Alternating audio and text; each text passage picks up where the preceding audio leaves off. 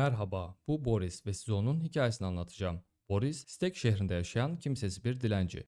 Artık bu sefillikten bıkmıştı ama yine de en iyi yaptığı şeyi yapmak için bara gitti. Dilenmeye. Fakat barda daha önce hiç görmediği insanlar gördü ve onları dinlemeye başladı. Onlar para karşılığı askerlik yapan güçlü ve cesur bir gezgin topluluğuydu. Duydukları Boris'e adeta cesaret verdi. Neden o da bir maceracı olmasın ki? Tabii öncesinde biraz para ihtiyacı var. Bunun için barmene iş sordu. Barmen ona şehrin girişindeki çiftliklerde iş bulabileceğini söyledi. Fakat patronla konuştuğunda hiç iş olmadığını öğrendi. Ama bu onun cesaretini kıramazdı. Boris daha önce şehrin dışına hiç çıkmamıştı. Keşfetmek için biraz etrafına bakındı. Hava iyice kararmıştı. Biraz para kazanması gerekiyordu. Bunun için etrafta gezintiye çıktığı esnada bir demir cevheri fark etti ve demir satarak para kazanabileceğini düşündü. Azmiyle sabaha kadar demir çıkartan Boris şehre geri döndü ve barmene demirleri sattı. Tam geri dönecekken şehrin halkına sorun çıkartan kurdun yerde yattığını gördü ve onu gidip şefe teslim ederek karşılığında bir miktar para kazandı. Bu parayla üstüne yeni bir giysi aldı ve çıkınca yerde bir çanta gördü. Onu gizlice aldı fakat sahibi görmüştü ve peşinden koşmaya başladı. Ama Boris çoktan şehirden ayrılmıştı. Etrafta bir süre dolaştıktan sonra başka bir demir cevheri gördü. Kendisine az da olsa para kazandıran bu işi gönülsüzce yapmaya devam etti. Geç saatlere kadar demir kazdığı için kolları artık çok yorulmuştu. Güzelce dinlenebilmek için ateşin başında kamp kurdu. Uyuyabilir ve yorgun bedenini dinlendirebilirdi. Rüzgarın uğultusu eşliğinde geleceği hakkında hayaller kurarken uyuyakalmıştı. Sabah olunca bütün demirlerini sattı. Artık yola koyulma vaktiydi. Fakat bilmediği bir şey vardı. Aç haydutlar. Saldırıya uğramıştı ve kendisini nasıl savunacağını bile bilmiyordu. O şaşkınlıkla birden etrafını saran bu kalabalık çeteye karşı ne kadar direnmeye çalışsa da maalesef başaramadı. Son darbeyle yere düştü. Acaba bu yol onun için değil miydi? Ama kaybedecek neyi vardı ki? Deneyecekti. Haydutların uzaklaştığına emin olduktan sonra hemen kalkıp oradan kaçmaya çalıştı. Ama haydutlar bir kez daha Boris'i kovalamaya başladılar. Kaçamayacağını anlayınca hayatta kalmak için dönüp kendini savunmak zorunda kaldı. Bir süre yanındaki sopayla onları engellemeyi başarmıştı. Fakat ne kadar çabalasa da onlar çok kalabalıktı ve açlıktan gözleri dönmüştü. Yoksa Boris'in sonu da mı onlar gibi olacaktı? Kendisine geldikten sonra yaralarını sardı ve yola koyuldu. Dinlenmesi ve tamamen iyileşmesi gerekiyordu. Bu yüzden güvenli bir tepe bulduktan sonra oraya kamp kurmaya karar verdi. Vücudundaki her yer ağrıyordu. Uzandıktan sonra biraz endişeli ve derin düşünceler içinde uyuyakalmıştı. Erken kalkıp şehre dönecekken boğaların saldırısına uğradı. Ne olduğunu anlayamadan bir boynuz darbesiyle yere yığıldı. Ayağı kötü yaralanmıştı. Hızlıca kaçmaya çalıştı fakat boğalar tekrardan kovalamaya başladılar. İleride bir paladin devriyesi gördü. Yardım ederler umuduyla onlara doğru kaçtı fakat umduğu gibi olmadı. En sonunda acısına dayanamayıp bayıldı. Kendisini daha iyi koruyabilecek giysiler almak isteyen Boris, Stek şehrine geri döndü. Kalan son parasıyla idare eder bir zırh, pantolon ve kafasına gelecek darbelerden korunmak için tepe kısmında zırh olan bir başlık satın aldı. Belki iş bulurum umuduyla bara gitti fakat burada artık onun için iş yoktu. Daha önceden ismini duyduğu fakat hiç görmediği Bad Teeth adında şehre doğru yola çıktı. Yolculuk esnasında garip yaratıklarla karşılaştı ama saldırganlık göstermiyorlardı. Bu yüzden yoluna devam etti. Yolun sonuna geldiğinde sanırım aradığı şehri bulmuştu. Fakat şehirle arasında bir nehir vardı. Sanırım oraya girmesi gerekiyordu. Tedirgin adımlarla nehre daldı ve sorunsuzca karşıya geçerek Bad Teeth'e ulaştı.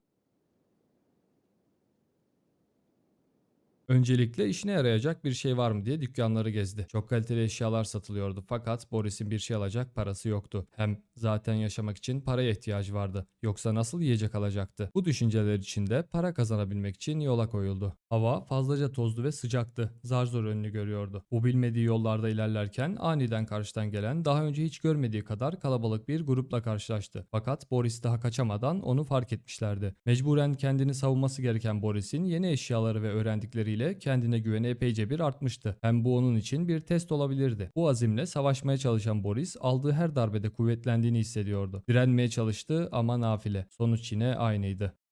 Acılar içinde yerden kalkan Boris tekrar haydutlarla savaştı. Kendisinin güçlendiğini fark etmişti. Bu yediği dayaklar bırakın onun cesaretini kırmayı daha da alevlendiriyordu. Kendisini hızlıca tedavi ettikten sonra dinlenmek için ileride gördüğü bir kutsal ulus yerleşimine geldi. İçeri girdi ve etrafına bakındı. Burası bildiği yerlere benzemiyordu. Fakat orada dinlenebileceği bir yatak gördü. Şu an için en iyi seçeneği buydu. Sabah olduğunda kızgın boğalarla tekrar karşılaştı ve onları yerleşimdeki paladinlere doğru çekti. Bu sayede boğaların etiyle karnını doyurabilir ve belki belki biraz cebine para koyabilirdi. Tekrar yola çıktığında kendisine saldıran haydutlardan birisini tek başına yakaladı. Bu Boris için bir fırsattı. Geçmişteki acıları ve yediği dayakların öfkesiyle çok güçlü bir darbe vurdu ve evet, başarmıştı. İlk defa kazandı. Bu açgözlü ve acımasız haydutu adalete teslim etmesi gerektiğine karar verdi. Onu omuzlarına alarak şehre geri döndü. Karakola gidip onu zindana koyduktan sonra başında bir ödül olduğunu öğrenip ödeme aldı. Şaşırmıştı. Bara gidip güzelce dinlendikten sonra düşünmeye başladı. Yoksa böyle para kazanabilir miydi? Hem dünyayı suçlulardan arındırmış olmaz mıydı? Boris yola koyulmuştu fakat nereye gideceğini bilmiyordu. Dağların arasında ilerlerken aniden onları gördü. Kafalarında boynuzlar olan iri yarı adamlar. Neydi bunlar böyle? Vakit kaybetmeden gizlenerek sessiz adımlarla oradan uzaklaştı. Yolda gördüğü bakırı biraz kazdıktan sonra üstüne doğru gelen kalabalıkla savaşa tutuştu. Bunlar o haydutlardı. Sanırım karakola teslim ettiği adamı öğrenmiş ve intikam için gelmişlerdi. Ama Boris artık daha dirençli ve daha kuvvetliydi. Hem yaşadıkları onun inancını arttırmış hem de o kadar dövüşten sonra sopa kullanmaya alışmıştı. Artık o da vurabiliyordu. Ama onlar çok kalabalıklardı ve Boris bir kez daha düşen taraf olmuştu. Yaşananlardan dolayı vaktinde şehre dönemeyen Boris bu geceyi güvenli bir yerde geçirmeliydi. Çünkü burası çok tehlikeli ve ürkütücü bir yerdi. Gecenin karanlığına rağmen ilerideki yerleşim yerini gördü. Ama oraya ulaşmak için çok dikkat etmesi gerekiyordu. Sessiz adımlarla yerleşkeye geldi fakat burası terk edilmiş bir harabeye benziyordu. Biraz etrafına bakınca burada kimsenin olmadığını anladı. Yıkıntıların arasındaki bir binaya girdi ve orada kamp kurdu. Geceyi burada geçirecekti. Ateşin başında uyuyakaldı. Uyandığında harabeden çıkmadan işine yarayacak bir şeyler aramak için etrafına bakındığı esnada yerde duran bir kılıç gördü ve onu aldı. Artık onun da bir kılıcı vardı. Dışarıya çıktığında neden gecelerin tehlikeli olduğunun ispatını, yani cesetleri gördü.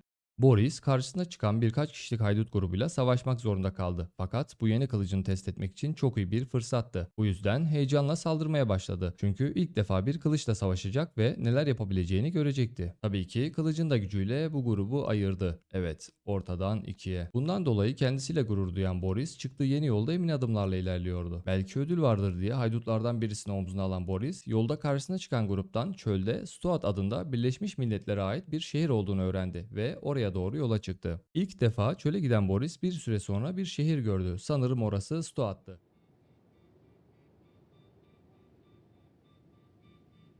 Yakaladığı haydutta bir ödül olmadığını öğrenen Boris onu bırakıp şehirde dolaşmaya başladı. Burası farklı görünüyordu. Bara gidip etrafı incelerken yanına insana benzeyen değişik bir canlı geldi. Biraz sohbet ettikten sonra onun bir hayvır olduğunu ve burada yaşadığını öğrendi. Ona dikkat etmesi ve çölün tehlikelerle dolu olduğunu söyledi. Geceyi dinlenerek geçiren Boris sabah olduğunda barmene gidip harabeden ve önündeki cesetlerden bulduklarını satarak kendisine daha sağlam ekipmanlar aldı. Çölün sıcağı ve toz bulutlarının arasında tekrar yola koyulan Boris'in karşısına değişik bir grup çıktı. Bunlar asi çiftçilerdi ve Boris'in şehirden çıktığını görünce dinlemeden ona saldırdılar. Ne kadar yeni ekipmanlar alsa da bunlar rakipler için yeterli olmadı. Sanırım kendisini daha fazla geliştirmesi gerekliydi. Tekrar ayağa kalkan Boris yoldaki tehlikeler eşliğinde başka bir çöl şehri olan Hef'te vardı.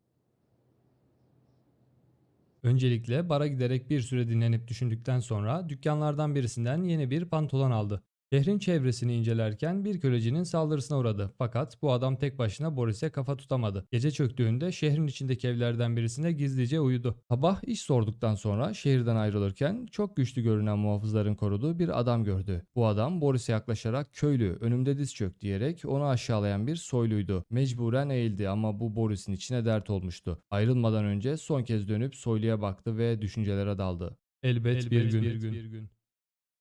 Tekrar kendi yurduna dönmek isteyen Boris, yolda çok tehlikeli bir örümcek benzeri yaratık tarafından saldırıya uğradı. Fakat susuzluktan zayıf düşen yaratık kaybeden taraf olmuştu. Sakatlanan Boris bir süre sonra dinlenecek yer bulmuştu. Lakin uyurken aniden arkasından gelen saldırıyla yerinden fırladı ve neden ona saldırdığını anlamadığı adamı birkaç sert darbeyle yere sermişti. Toz bulutlarının arasından kendisine yaklaşan silüetler gördü. Sanırım bunlar şehirdeyken duyduğu kelle avcılarıydı ve nedensizce Boris'e saldırmışlardı. Önceki rakiplerine göre daha güçlü olan bu adamlar Boris'i kolaylıkla alt etmişti. Gözünün önünü göremeyecek kadar yoğun toz bulutunun arasında bir ışık görmüştü ve ona doğru yaklaştı. Fakat bunlar onlardı. Hızlıca oradan tüymeye çalışan Boris maalesef bunu başaramadı ve tekrardan yere düştü.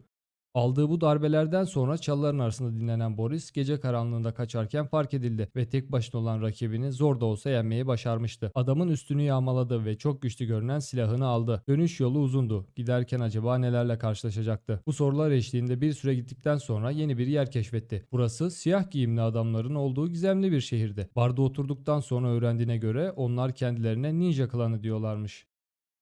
Yolda birisi Boris'e yaklaşıp aç olduğunu söyleyince Boris ona yardım etti. Bir süre gittikten sonra bir boğayla karşılaşan Boris endişelenmişti. Fakat onun tek başına olduğunu anlayınca rehavete kapılıp yenebileceğini düşündü. İşte bu rahatlık ona hayatına mal olacak hatayı yaptırdı. Ard arda yaptığı saldırıların arasından boğanın bir darbesiyle sendeleyen Boris elindeki kılıcı düşürmüştü ve o andan itibaren boğa çıldırmış gibi saldırdı ve kendini savunamayan Boris devrilmişti. Nasıl olabilmişti bu?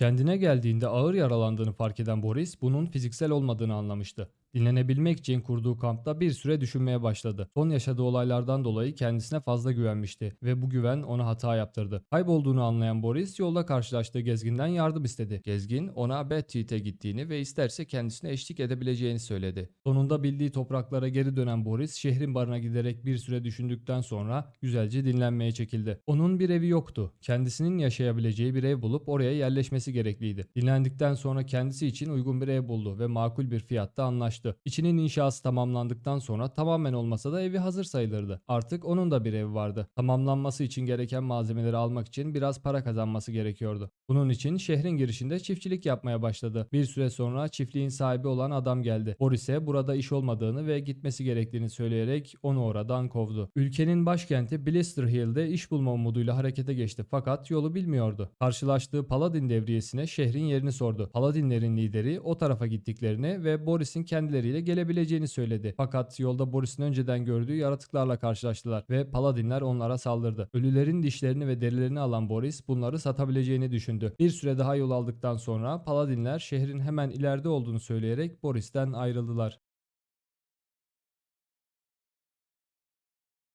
Blister Hill'e varan Boris saatinde geç olmasıyla bara giderek topladıklarını sattı. Haklıydı, bunlar iyi para etmişti. Barmen ona başında ödül olan kişileri getirirse daha çok para kazanacağını söylemişti. Boris dinlenmeye giderken iri yarı bir adam gözüne çarpmıştı. Sanki Boris'i dinliyordu. Erkenden yola çıkan Boris karşılaştığı gezgine başında ödül olan birisinin nasıl bulacağını sordu. Fakat adam ona Blister Hill'deki bara gitmesini ve tarif ettiği kişiyi bulmasını söyledi. Bara dönen Boris o adamı bulmuştu. Ona saatlerce süren bazı sorular sordu. Adam Şek Krallığı'na gitmesini ve orada Kang adında birisiyle konuşmasını söyledi. Uzun yol öncesi yatmaya giderken ismi tekrarlıyordu. Şek Krallığı'ndan Kang. Bunu duyan Paladinler ona ajan diyerek birden saldırmaya başladı. Aldığı birkaç darbeye dayanamayıp düşen Boris, Paladinlerin onu sırtlamasıyla ne olduğunu anlam veremedi. Kendisinin neden bir hücrede olduğunu çözemeyen Boris düşünmeye başladı. Bana neden saldırıldı? Şek Krallığı neresi ve Kang kim? Paladinlere bir türlü kendini dinlettiremedi. Söyledikleri tek şey Okran Efendimiz ona hizmet etmelisiniz olmuştu. Sabahın ilk ışıklarında bir muhafız günahlarını yeni doğuşta çıkar diyerek Boris'in yanına geldi ve pranga takıp hücreden çıkarttı. Teslim etmeden önce arkasından seslendi.